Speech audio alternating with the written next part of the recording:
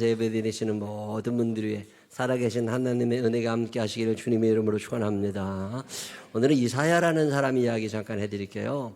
이사야 선지자는 66장 1장부터 66장까지니까 할 얘기가 굉장히 많은 사람인데 오늘 두 가지만 여러분에게 말씀을 드릴게요. 첫 번째 이야기는 이사야 선지자의 계시에 관한 거거든요.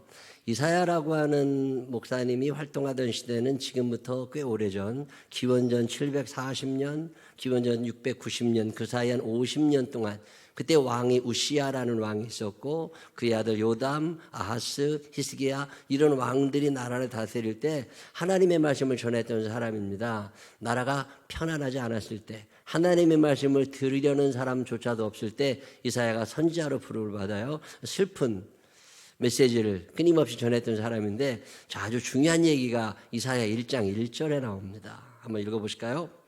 유다왕 우시야와 다 같이 유다왕 우시야와 요담과 아하스와 히스기야 시대에 아모스의 아들 이사야가 유다와 예루살렘에 관하여 본 계시라. 자, 우리나라가 지금 남한과 북한으로 나누어져 있는 것처럼 그 당시에는 남쪽 나라 유다, 북쪽 나라 이스라엘로 나누어져 있었어요. 근데 북쪽 나라 이스라엘은 이제 멸망 직전에 있었던 흔들흔들거리던 나라였고 남쪽 나라 유다는 그나마 버티고 있었는데 이사야라고 하는 목사님에게 하나님께서 하신 말씀은 남쪽 나라 유다와 그 수도 예루살렘에 있는 사람들에게 집중적으로.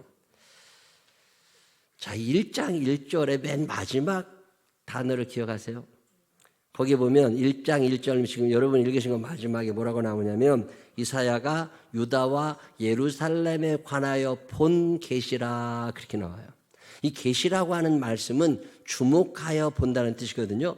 하나님께서 선지자들에게 미리 뭔가를 보여주셨어요. 뭔가를 들려주셨어요. 그러면 이 선지자가 그것을 주목하여 보는 거. 그리고 나서 사람들에게 설명해 주던 것을 계시라고 그래요. 요즘에 그래도 많이 줄어들었어요. 옛날 한 20, 30년 전만 해도 권사님, 집사님들 중에 내가 기도하다가 뭘 봤다고, 내가 집사님 위해서 기도했는데 뭘 봤다고, 권사님 내가 뭘 봤, 이런 사람들 많이 있었거든요. 혹시나 여기 계신 분들 중에 뭘 봤다는 사람이 있으면 그 사람 곁에 절대 가지 마. 왜 그러냐면 그거 다 뻥이야. 그 뭘 봤다, 내가 들었다 이런 얘기 많이 하시는 분들 있잖아요. 그거 상 또라이들입니다. 제가 알기로 생명나무 교회 교인들 중에 뭘 볼만한 사람은 없다. 이걸 볼 정도 되면 마음이 청결한 자는 하나님을 볼 것이요. 마음이 청결해야 돼. 이사야 정도 되거나 사도 요한 정도 돼야 뭘 볼 수 있는 거지 아무나 보는 게 아니에요. 그리고 또 안 보이는 게 너무 감사해. 여러분 기도하는데 갑자기 뭔가 보이면서 집을 당장 팔아가지고 헌금을 해야 된다거나 이걸 팔아가지고 당장 아프리카에 가서 거기도 구제 사업을 해야 된다거나 이런 얘기 들리면 헷갈려요, 안 헷갈려요? 헷갈려. 여러분 성경을 아무리 읽어봐도 계시가 돈 된 적이 없어요. 계시는 다 내놓으라는 거였어.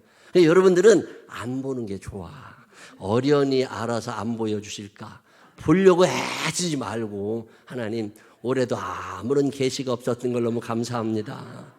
괜히 계시 봐가지고 신경 쓰이는 사람 많다니까. 뭔 음성을 자꾸 들으려고 애쓰지 마세요. 이제는 시대가 그런 시대가 아니에요.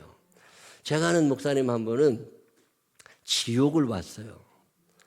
기도하시던 중에 그날따라 뭔 죄를 저질렀대. 마음에 참 가책이 있어서 하나님 앞에 용서해 주세요라고 기도를 하는데 갑자기 환상이 보이면서 지옥을 보게 된 거야. 근데 지옥을 봤더니 너무 무섭더래요. 그 불구덩이에서 사람들이 막 타는데 그 막 소리 지르는 아우성 소리, 살 타는 썩은 냄새들, 그게 막 코를 찌르고 소리가 들리고 눈이 막 정신이 하나도 없더래요. 근데 그 지옥을 보고 났더니 거기는 절대 가서는 안 되겠더라는 거예요. 근데 지옥을 보고 났더니 왠지 새벽 기도를 해야 될 것 같고 왠지 착해져야 될 것 같고 왠지 11조 생활도 제대로 해야 될 것 같고 뭔가 이런 자극이 되더라는 거예요. 거기는 절대로 가고 싶지 않대.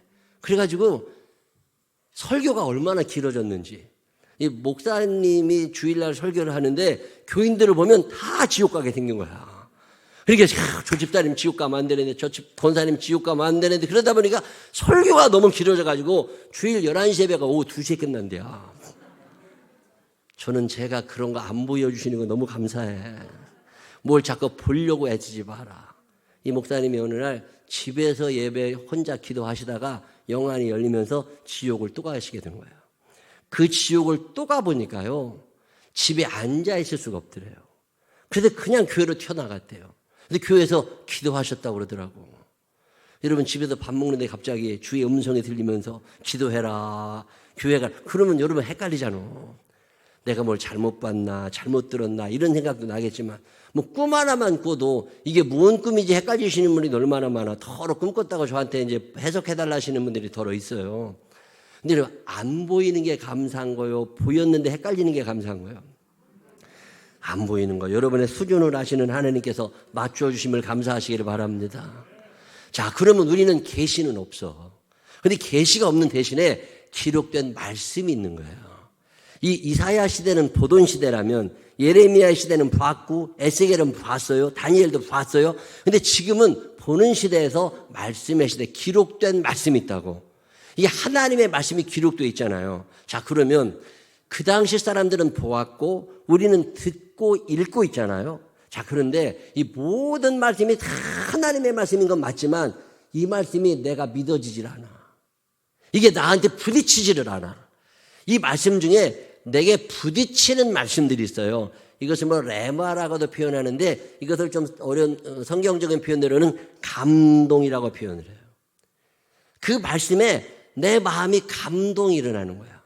이 감동이 일어나게 되면 왠지 그 감동에 따라서 내가 행동을 하게 돼요.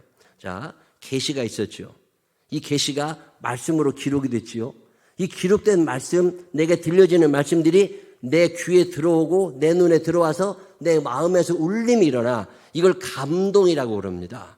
하나님의 말씀은 성령의 감동으로 된 거라고 그러잖아요. 자, 모든 말씀 앞에 내가 다 감동이 되느냐? 그렇지 않아요. 그 모든 말씀 앞에 다 감동이 되면 못 삽니다. 힘들어서. 저는 이 하나님의 말씀을 읽으면서 내게 감동을 주신 말씀들이 참 많아요. 옛날에 제가 뭐 어렵게 살 때죠. 전도사하고 막 그럴 때 어느 날 성경을 읽는데 30배, 60배, 100배로 축복하신다는 말씀이 어떻게 들렸느냐면 그때 내 마음속에 나는 감동은 하나님 나라 이자는 30%, 60%, 100배로 뛴다고 들렸어. 자, 여러분 이게 믿어져요? 안 믿어져요? 안 믿어져. 왜? 그래서 안 드리는 거예요. 저는 이 말씀이 믿어졌어요. 그래서 1,000원을 드리면서 무슨 믿음을 가져요? 하나님 이게 오늘은 1,000원이지만 이게 30%, 60%, 100배로 100%로 이자가 불어나게 될 거니까 나는 굉장한 부자가 될 것 같습니다. 여러분 이런 감동이 왔어요? 안 왔어요? 감동이 안 오면 예물을 안 드려도 되는 거예요. 근데 나는 이게 감동이 왔다니까. 그러니까 없는 중에 열심히 드리게 되더라고. 근데 세월이 지나 보니까 참 제가 여유 있게 살게 된 거예요. 아, 이거 진짜구나.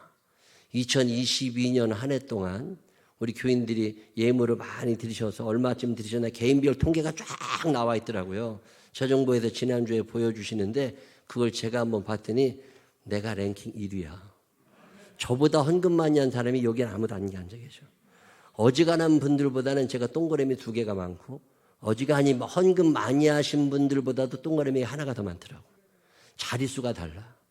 이게 왜 그러느냐? 하나님이 내게 주신 말씀 중에 내가 감동이 그 말씀이 온 거예요. 제가 왜 어려운 사람들과 가난한 사람들에 대해 관심을 가지느냐? 잠언 19장 17절을 읽는데 가난한 자를 불쌍히 여기는 것은 여호와께 구워드리는 것이니 그의 선행을 그에게 갚아주시리라. 자, 다른 말씀도 많아. 근데 저한테 들렸던 말씀은 이 말씀이거든요. 가난한 자들을 불쌍히 여기는 것은 내가 가난하니까 나를 좀 누가 불쌍히 여겨주셨으면 좋겠는데 하나님이 하시는 말씀은 네가 제일 그지 같은 것 같아도 너보다 더 그지가 있으니까 그 그지를 불쌍히 여기라는 거예요. 그래서 더 불쌍히 여기는 마음을 갖고 살다 보니까 하나님께서 갚아주시는 축복이 내게 임하더라는 거죠. 저는 이런 말씀들이 여러분의 삶에도 부딪히게 되시기를 주 이름으로 축원합니다. 우리가 계시를 본 건 아니에요. 하나님의 말씀을 읽었는데 그 읽은 말씀이 내 마음에 감동으로 다가온 거죠. 이게 하나님의 말씀이 내 말씀이 된 거라고. 그럼 이 말씀대로 나는 살면 되는 거잖아요. 근데 우리는 이게 참 어렵습니다. 누가복음 6장 38절에 있는 말씀을 제가 참 좋아하는데, 주라 그리하면 너희에게 줄 것이니 곧 후이되어 누르고 흔들어 넘치도록 하여 너희에게 안겨주리라. 이 말씀이 믿어지니까 남한테 뭘 주는 것에 대해서 아까워하지 않아요. 왜? 하나님이 다 알고 계시니까. 하나님이 다 갚아줄 거고, 내가 못 받으면 우리 아들, 딸이 다 받아갈 거고, 안 되면 다 생명나무 교회 하나님이 다 줄 거니까. 이런 말씀이 내 안에 감동으로 다, 이게 계시인 거예요. 자, 그러면 이런 계시를 받았던, 이런 말씀을 받았던 이사야가 우리에게 요구하시는 게 뭐냐면 이사야 1장 19절입니다. 너희가 즐겨 순종하면 땅의 아름다운 소산을 먹을 것이요. 순종해야 돼요, 안 해야 돼요? 이사야 선지자가 하시는 말씀이 뭐냐면, 사회가 아무리 숭악해져 가도 너에게 부딪히는 말씀이 있어. 마음에 감동이 일어나는 말씀들이 있을 때 외면하지 말고 즐겨 순종하시라는 거예요.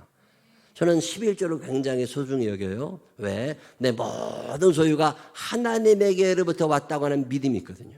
이 믿음의 고백이 11조로 드러나는 거잖아요. 전혀 아깝게 생각하지 않아요. 아, 이거 하나님이 주신 거고, 하나님이 30%, 60%, 100%로 주신다니까 그냥 어리석을 만큼, 한번 말씀드렸잖아요. 아브라함의 혼은 무뇌야. 뇌가 없어. 하나님 말씀하셨습니까? 예. 아무 생각 없이 그냥 순종하는 거죠. 이사야 선지자가 외쳤던 이 말씀처럼 여러분 즐겨 순종할 줄 아는 사람들이 되시기를 주의 이름으로 축원합니다. 무리하게 하나님이 절대 하지 않으세요. 하나님은 그렇게 막 무지한 분 아니시거든요. 우리 형편과 사정을 아시니까 우리 마음에 부딪히는 말씀이 또 사람마다 다 달라요. 저는 이런 말씀들이 내 안에 부딪힌 거예요. 하나님 사랑, 이웃 사랑, 가난한 사람들을 돌봐줘라, 하나님 앞에 온전히 예물 드리며 살아라, 이런 말씀들이 내 마음 가운데 감동으로 다가온 거고, 어떤 지금 장로님 되셨을까? 내가 옛날에 하던 그 권사님은 우상 숭배자를 멸하라, 이런 말씀에 감동을 받았대. 아니, 왜 하필 그런 말씀에 감동을 받아가지고 죽만 보면 싸우자고 덤벼. 난 그런 사람들 보면 참 이해가 안 돼. 근데 그런 말씀에 감동을 받았다니 어쩔 거요. 근데 저는 그런 말씀엔 다행히 감동이 안 와. 근데 저한테 주시는 말씀들은 되게 이런 말씀들이었다고. 여러분들 사는 동안에 들려지는 말씀이든 읽어지는 말씀이든 여러분의 마음 가운데 감동이 일어나는 말씀들이 있거든요. 성령의 음성을 알아듣고 그 말씀에 즐겨 순종할 줄 아는 사람들이 되시기를 주의 이름으로 축원합니다. 그게 이사야 선지자에 대해서 우리가 담고 싶은 삶의 자세 또 하나 있습니다. 그게 뭐냐면 소망과 관계된 거거든요. 전쟁이 막 일어나려고 해요. 남쪽 나라 유다를 놓고 좀 무너져가는 북이스라엘과 그 옆에 있는 아람이라는 나라가 편을 먹고서 이 두 나라가 편을 먹고 남유다를 쳐들어오려고 그래요. 근데 남유다의 왕이 아하스입니다. 자, 이사야 7장 2절. 어떤 사람이 다윗의 집에 알려 이르되 아람이 에브라임과 동맹하였다 하였으므로 왕의 마음과 그의 백성의 마음이 숲이 바람에 흔들림같이 흔들렸더라. 자, 어떤 사람이 다윗의 집 남유다에 와서 이야기하는데 뭐라고 얘기하느냐면 아람이라는 나라하고 에브라임이 이게 북이스라엘의 도시거든요. 연합했다는 거예요. 그래서 쳐들어오려고 그래. 그랬더니 그 얘기를 들은 아하스 왕과 이스라엘 백성들이 마음이 떨려. 그러겠어요? 안 그러겠어요? 김정은이가 내려온대. 그러면 심란할 거 아니에요. 지금 그런 상황이 된 거예요. 그때 이사야 선지자가 아하스 왕을 찾아가서 얘기합니다. 임금님, 그런 얘기 들었다고 속상해하고 마음 흔들리지 말고 그런 어려운 일이 있을수록 하나님 앞에 나갈 생각하세요.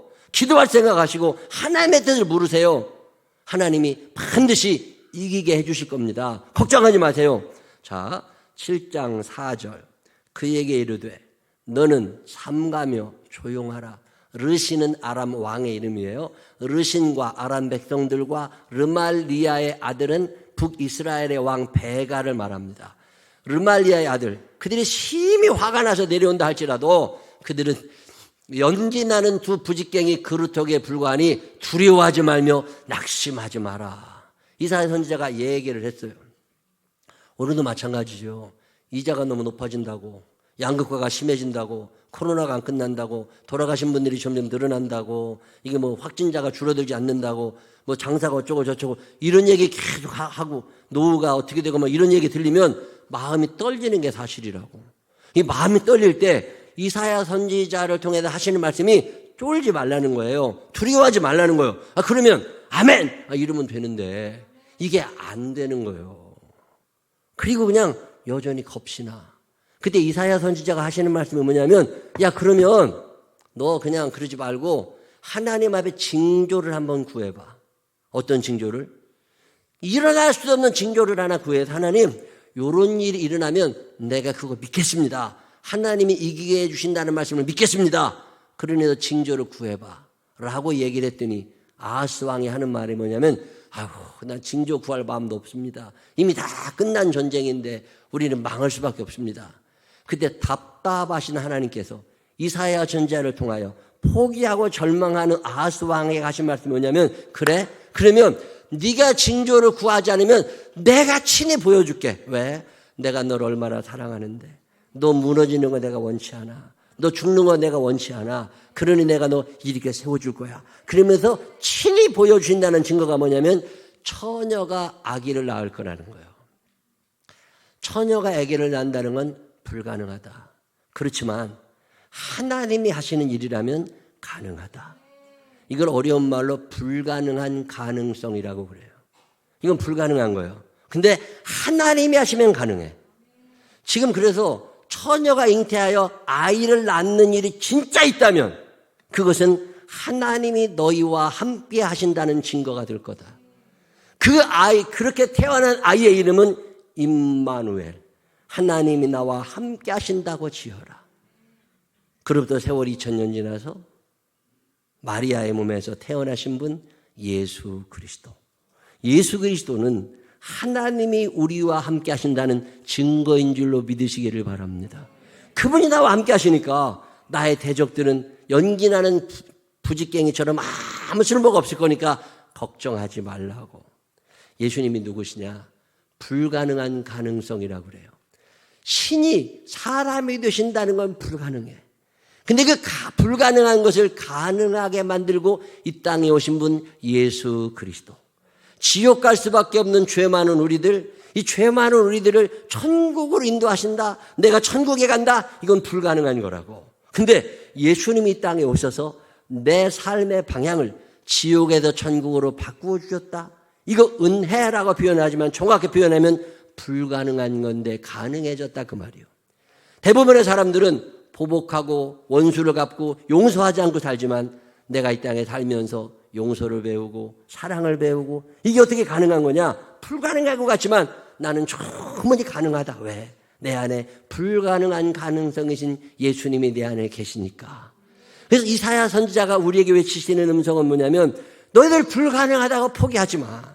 사람들은 다 안 된다고 얘기하지만 처녀가 잉태하여 아이를 낳을 수 있게 하시는 분이 하나님이신데 그 하나님이 우리와 함께 하시기 때문에 너희들의 삶은 소망으로 가득하게 될 거다.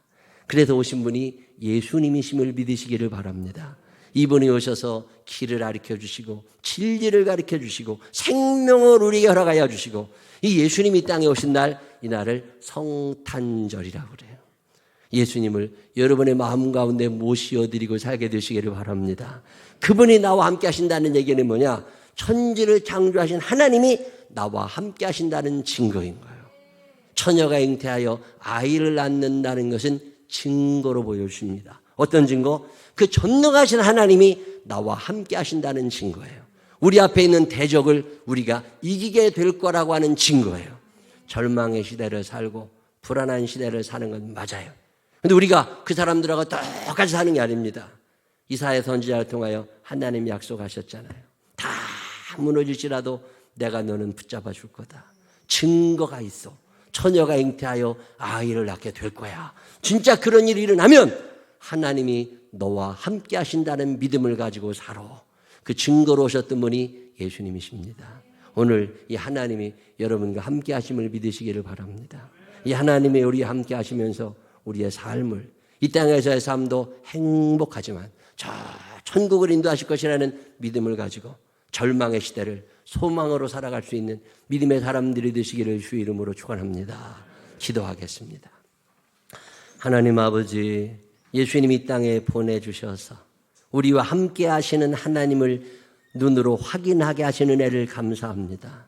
계시의 시대를 넘어 말씀의 시대를 넘어 감동의 시대에 하나님의 말씀이 우리 안에 감동으로 다가오게 하여 주시어서 믿음을 허락하시니 감사합니다. 믿으며 살게 하여 주시옵시고 하나님이 나와 함께 하심이 믿어지게 하여 주시고 감동이 일어나게 하여 주시어서 그분 의지하며 이 절망의 시대를 소망으로 미움의 시대를 사랑으로 살게 하여 주시옵시고 지옥 갈 인생들 변하여 천국을 향하는 기적이 일어나게 하여 주옵소서. 불가능하다고 포기하지 않게 하시고 불가능한 가능성을 이루시는 예수 그리스도를 주인님으로 모시고 그분을 따라갈 수 있는 우리 모두가 되게 하여 주옵소서. 축복하실 주님을 찬양하오며 예수님 거룩하신 이름으로 기도드렸습니다.